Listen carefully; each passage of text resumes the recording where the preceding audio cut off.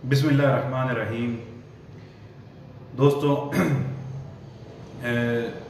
آج کا جو آپ کو میں ٹپ بتانے لگا ہوں، نسخہ بتانے لگا ہوں، یہ کھانسی، ریشہ، بلغم، کالی کھانسی جس کا علاج تھوڑا کٹھن ہے اور زیادہ تر جو مریض ہیں اس میں مبتلا ہوتے ہیں تو لمبے عرصے تک ان کو رہتی ہے، علاج کرتے ہیں لیکن کوئی خاص فائدہ نہیں ہوتا ان کے لیے۔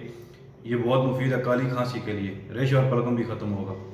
انتہائی آسان ہے، گھر میں بنائیں، آزمودہ ہے، یہ ہمارا استعمال کیا ہوا ہے۔ ایسے کریں کہ سرخ مرچ لے لیں، سرخ مرچ لے لیں، آپ کی مرضی آدھ پاؤ لے لیں، چٹاکی لے لیں، اور ایک مٹی کا پیالہ لینا ہے۔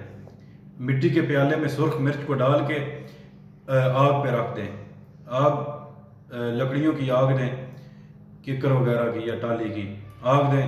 جب یہ سرخ مرچ اس میں جل جائے، جل کے راکھ ہو جائے تو پھر اس کو اتار لیں، اتار کے اس کو محفوظ کر لیں۔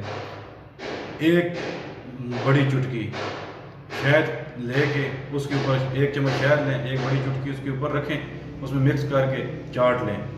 یہ جن کو کالی کھانسی ہے، ریشہ، بلغم، وہ دن میں 3 دفعہ یہ چاٹیں تو انشاءاللہ تعالی چند ہی خوراکوں سے کالی کھانسی بھاگ جائے گی، نظر ہی نہیں آئے گی۔ تو دعاؤں میں یاد رکھیے گا۔ خدا حافظ، فی امان اللہ۔